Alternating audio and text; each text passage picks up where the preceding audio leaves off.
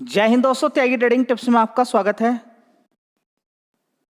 दोस्तों, इस वीडियो के अंदर हम बात करने वाले हैं मार्केट के अंदर कम गिरावट और आपके शेयर के अंदर ज़्यादा गिरावट क्यों देखने को मिल रही है। पिछले 5 दिन की बात करें तो कोई खास तेजी तो नहीं बोलेंगे, 152 पॉइंट की तेजी है, लेकिन कोई गिरावट आपको देखने को नहीं मिलेगी। एक महीने का भी चार्ट पैटर्न अगर निफ्टी 50 के अंदर देखें तो 1% की भी गिरावट नहीं है। पास्ट 1 मंथ के अंदर 1% की भी गिरावट नहीं है, सिर्फ आधा % की गिरावट आपको देखने को मिल रही है। ठीक है, तो क्या बात आपको समझ में आ रही है? देखिए, मैंने आपसे पहले भी कई बार बोला है कि निफ्टी 50 से अपने शेयर की कंपेयर कभी भी नहीं करनी है, कभी नहीं करनी है। अपने शेयर की कंपेयर कभी मत कीजिए निफ्टी 50 से। हाँ, निफ्टी 50 के हाई वेटेज वाले शेयर अगर आपके पास हैं, जैसे कि HDFC बैंक है, रिलायंस इंडस्ट्री है, कोटक बैंक है, TCS इन्फोसिस है आपके पास, ITC का शेयर आपके पास है, ठीक है, और भी बड़े बड़े शेयर जो अच्छा खासा वेटेज रखते हैं निफ्टी 50 के अंदर। ठीक है, टॉप 10 का गिन सकते हैं, टॉप 20 गिन सकते हैं। वो शेयर अगर आपके पास है तो तब तो आप इसमें कैलकुलेशन कर सकते हैं, तब भी फेल हो जाएगी आपकी कैलकुलेशन, तब भी एक बार को फेल हो सकती है। इसलिए कभी भी निफ्टी 50 से आपको अपने शेयर की कैलकुलेशन बिल्कुल नहीं करनी है, बिल्कुल नहीं करनी है। हाँ, मार्केट के अंदर जब भी कभी तेजी बनेगी आपको तेजी दिखाई जाएगी। देखिए, ये तेजी है। अभी देखिए मार्केट के अंदर आप देखेंगे कि मार्च से बढ़िया तेजी बनी, लेकिन निफ्टी 50 के अंदर कितनी बनी है? 3% की तेजी बनी है। लेकिन मार्च से लेकर अब तक तो बहुत सारे शेयर्स के अंदर 30%, 40%, 35% की तेजी बनी है। समझ बात आई है? तो आपके दिमाग में ये क्वेश्चन होगा कि आज कोई खास गिरावट निफ्टी 50 के अंदर नहीं है, लेकिन आपका शेयर लगातार गिरता क्यों जा रहा है। ठीक है, सबसे पहली बात देखिए, सिंपल तरीके से किसी भी चीज़ को समझना चाहिए। ज़्यादा अगर आप उसको जटिल कर देंगे तो बड़ी दिक्कत हो जाएगी। जिस शेयर के अंदर ज़बरदस्त तेज़ी बनी है उस शेयर के अंदर ज़बरदस्त गिरावट होगी, इसमें कोई डाउट नहीं है।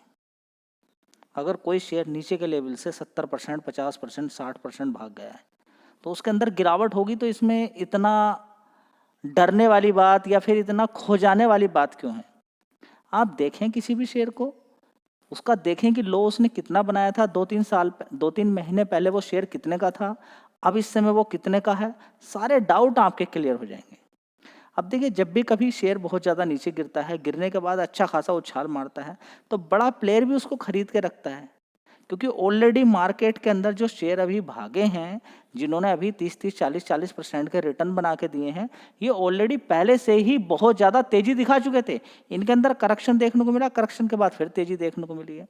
तो वो वाली तेजी नहीं मिलेगी आपको जो पहले तेजी मिली थी, तो ऑलरेडी एक्स्ट्रा ऑर्डिनरी तेजी थी, तो उसको कैसे कैलकुलेट आप कर सकते हैं। ठीक है, तो आपको क्लियर हो गया कि मार्केट के अंदर जो गिरावट देखने को मिल रही है, बहुत सारे शेयर्स के अंदर ज़बरदस्त तेजी बनी थी, तेजी के बाद प्रॉफिट बुकिंग हुई, उसके बाद अब फिर दोबारा से देखते हैं क्या होता है।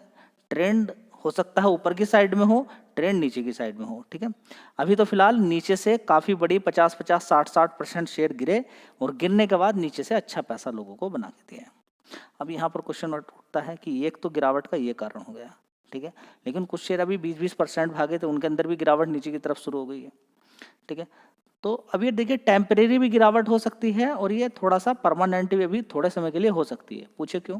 एक तो बड़ी तेजी बनी थी, उसका एक कारण हो गया। एक कारण ये है जियोपॉलिटिकल, यानी कि अभी अगर आप देखें ग्लोबली जो अभी टेंशन देखने को मिल रही है, जो ग्लोबली टेंशन देखने को मिली है, उसका भी बड़ा इंपॉर्टेंट रोल यहाँ पर हो रहा है। अभी जो गिरावट का देखिए, एक रिटेल निवेशक होता है, न्यूज़ लगातार देखता रहेगा, परमाणु बम, फिर ये होता रहेगा, वर्ल्ड वार 3, ये चीज़ें देखने को मिलती रहेगी। ईरान इजराइल, देखिए ये लड़ाई, देखिए लड़ाई तो रसिया यूक्रेन की भी थी, लड़ाई तो रसिया यूक्रेन की भी हो रही थी। इसराइल ईरान की लड़ाई कैसी है, अलग क्या है, उसमें अलग क्या है? देखिए, आप देख रहे हैं कि इजराइल काफ़ी समय से ईरान से टक्कर ले रहा है, ईरान से टक्कर ले रहा है। क्यों? क्योंकि ईरान का ही हमास था, ईरान का ही हिजबुल्ला था, ईरान का ही हुतीस था। ठीक है, ईरान डायरेक्ट बिल्कुल नहीं आ रहा था, ईरान डायरेक्ट नहीं आ रहा था कि ग्लोबली मैं डायरेक्ट क्यों आऊं, ऐसे ही लड़ाई करवा करवा के इजराइल का खात्मा कर देते हैं, काम खत्म। ये था ईरान का मतलब कि बस इजराइल को ख़त्म कर देना है और बाकी बस आराम से फिर हम बन जाएंगे बादशाह, हम बन जाएंगे सिकंदर और काम हमारा चलता रहेगा। और साथ में ये भी हो जाएगा कि हमने देखिए फ़िलिस्तीन को जिता दिया और हमने हमास का बदला ले लिया है।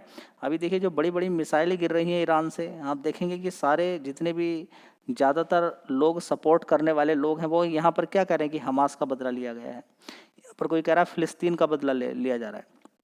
दोनों ही देश एक दूसरे को मारने के लिए तैयार हैं। रिजल्ट फाइनली एक ही निकलने वाला है, जो किसी की समझ में नहीं आ रहा।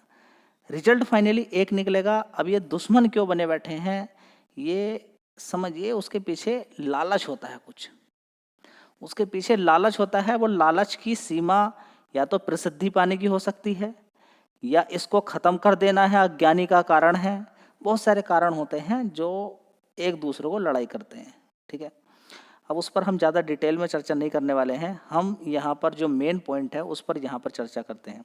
चर्चा ये है कि इजराइल की ईरान की लड़ाई आने वाले टाइम में किस डायरेक्शन के अंदर जा सकती है। लड़ाई कहाँ से शुरू हो रही है, कैसे शुरू हो रही है, वो छोड़ दीजिए। आप ये देखिए कि दोनों के दिमाग में क्या चल रहा है। दोनों के दिमाग में ये चल रहा है कि ये मुझे मार देगा, ये मुझे मार देगा। ईरान कह रहा इजराइल मुझे मार देगा, इजराइल कह रहा ईरान मुझे मार देगा। तो दोनों क्या कह रहे हैं इस समय, भाई एक बचना चाहिए, एक खत्म हो, एक बचना चाहिए, एक खत्म हो। तो क्या बात आपकी समझ में आ रही है कि अभी इस समय लड़ाई किस मोड़ तक जा सकती है। अभी भी आप देखेंगे सुबह मॉर्निंग की अगर बात करते हैं तो लगभग 40-50 फाइटर जेट तेहरान पर ऊपर की साइड में घूम गए, पूरे तेहरान पर। तो आप समझिए कि किसी देश की, किसी कंट्री की राजधानी पर ऊपर घूम जाने का मतलब आप समझ सकते हैं, ठीक है। तो जो रिस्क है वो आपको समझना होगा। इसकी वजह से क्रूड के अंदर जंप देखने को मिल सकता है। तो रिस्क आप समझेंगे तभी बात बनेगी। अभी देखिए मुझे भी मालूम नहीं है, आपको भी मालूम नहीं है कि आगे क्या होने वाला है, मालूम आपको नहीं है। लेकिन अभी क्या है कि जो लड़ाई है वो पॉइंट वाले में हो रही है। क्या, जैसे कि कहीं पर लग रहा है कि यहाँ पर सेना का, देखिए जो चीज़ें लड़ाई कर सकती हैं, जैसे कि डिफेंस का कुछ भी चीज़ें हैं, वो ये वाला पर्सन है, ये डिफेंस से लड़ाई, ये नुकसान पहुंचा सकता है ज़्यादा। परमाणु बम कहीं पर छिपा हुआ है, डिफेंस सिस्टम यहाँ पर है। अब देखिए इजराइल ने सबसे पहले क्या काम किया है, इजराइल ने सबसे पहले डिफेंस सिस्टम को ही ख़त्म कर दिया। किसके, ईरान के। अब ईरान में सीधी मिसाइल जाती है, तुरंत गिर जाती है। इसी तरीके से ईरान ने भी क्या किया है, आयरन डोम पे भी बड़ा असर देखने को मिला है कि उधर की भी आप देखेंगे कि बहुत सारी मिसाइलें गिर रही हैं। आज भी अगर देखेंगे तो एक हॉस्पिटल के अंदर बड़ी क्षति हुई है, डिस्ट्रॉय हुआ है, सीधी ईरान की मिसाइल गिरी और बड़ा नुकसान देखने को मिला है। और भी बिल्डिंगों के ऊपर गिरावट देखने को मिल रही है। और यहाँ पर अगर देखें तो इजराइल इस समय सीधा है कि कहीं पर भी ढूंढ के निकालना है कि कहाँ कहाँ पर वो सेंटर है जहाँ पर ईरान परमाणु बम बना रहा है। परमाणु बम मतलब बनाने का मतलब, जब तक कि ईरान इसको परमाणु बम के सारे सोर्स को ख़त्म नहीं कर देगा या फिर ईरान को कम से कम 20-30 साल पीछे नहीं पहुंचा देगा, तब तक लड़ाई जारी रहने वाली है। ये लड़ाई रुकने वाली नहीं है। दोनों कम नहीं है, दोनों को ही बड़ा नुकसान देखने को यहाँ पर मिलेगा। अब यहाँ पर दिक्कत परेशानी वाली बात यह है कि अभी जो बात देखने को मिल रही है कि जो परमाणु बम का जो मटेरियल छिपा हुआ है, परमाणु बम जहाँ पर बनाया जा रहा है, किसके द्वारा, ईरान के द्वारा, वो काफ़ी नीचे की साइड में है। यानी कि ऊपर से अगर मिसाइल गिराई जाए तो वहाँ तक पहुँचना बड़ा मुश्किल है। लेकिन अगर अभी भी बात की जाए तो ईरान, अमेरिका के पास इस तरीके की मिसाइलें हैं जो सीधा पहले नीचे की साइड में ड्रिलिंग करेंगी, इस तरीके से बहुत ज़्यादा ड्रिलिंग करेंगी और बहुत नीचे की साइड में जाके तब वो ब्लास्ट होती है, ठीक है। तो क्या अब यहाँ पर अमेरिका देने वाला है डायरेक्ट, वो भी कूदने वाला है, नहीं कूदने वाला है, ठीक है। अब देखना होगा कि यहाँ पर जिस दिन अब यहाँ पर लगातार मिसाइलें गिरनी शुरू हो गई और मिसाइलें एक ऐसे एरिया के अंदर गिरनी शुरू हो गई जो लोगों वाला है, तो बस ये युद्ध बहुत खतरनाक हो जाएगा, बहुत ज़्यादा बढ़ने वाला है। सुनने के लिए कोई तैयार नहीं है। दोनों में से ईरान भी सुनने के लिए तैयार नहीं है, इजराइल भी सुनने के लिए तैयार नहीं है। आप समझिए लड़ाई काफ़ी समय से हो रही है। ये लड़ाई दोनों के बीच में जब तक अच्छी तरीके से नहीं होगी, ये नहीं मानने वाले। ईरान इजराइल तब तक नहीं मानने वाले हैं जब तक कि ये अच्छी तरीके से दोनों ठंडे नहीं हो जाएंगे। और ग्लोबली इन दोनों ने परेशान करके रखा है सभी को।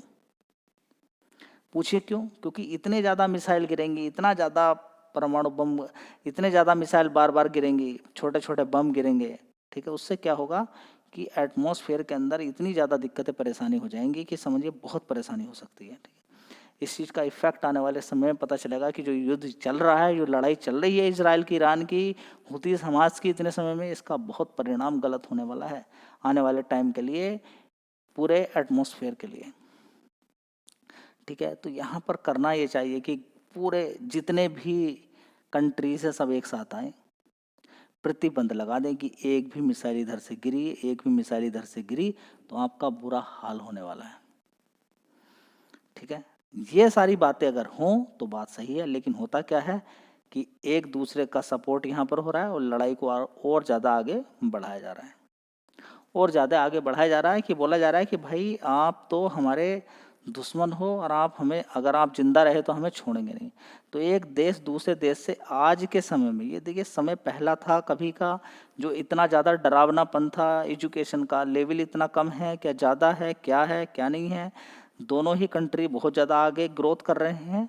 लेकिन अचानक अब देखिए क्या हुआ, आप समझिए कि एक दूसरे के जानी दुश्मन बन चुके हैं, बहुत बड़ी दुश्मनी यहाँ पर चल रही है, ठीक है। तो अब देखते हैं यहाँ पर आगे क्या होता है, क्या किस तरीके से यहाँ पर कोई सीज फायर होता है, या फिर ये लड़ाई बढ़ती है, या अमेरिका डायरेक्टली इधर से आता है, या फिर इधर से रूस भी आता है, या फिर यहाँ पर और भी कोई दूसरा कंट्रीज यहाँ पर आकर खड़ा हो जाता है, किसके साथ? ईरान के साथ। देखिए मिसाइलें, हथियार दोनों को ही मिल रहे हैं, दोनों ही लड़ रहे हैं और दोनों का ही नुकसान हो रहा है। नुकसान जो हथियार देने वाला है, अमेरिका इजराइल को दे रहा हथियार, अमेरिका को नुकसान हो रहा है यहाँ पर नहीं। ईरान को भी कोई दूसरा कंट्री जैसे कि चीन वगैरह हथियार दे रहा है, या वो भी अपने हथियार इस्तेमाल कर रहा है। तो देखिए नुकसान बहुत ज़्यादा हो रहा है दोनों ही कंट्रीज़ का। अब आगे देखते हैं क्या होता है। फिलहाल तो ये आपको समझना ज़रूरी है कि अभी ये लड़ाई यहाँ पर बढ़ रही है, नहीं कि घट रही है अभी फ़िलहाल तक। आगे कोई स्टेप देखने को मिलता है तो बात अलग है, नहीं तो मार्केट पर ये प्रेशर बना सकती है। धन्यवाद।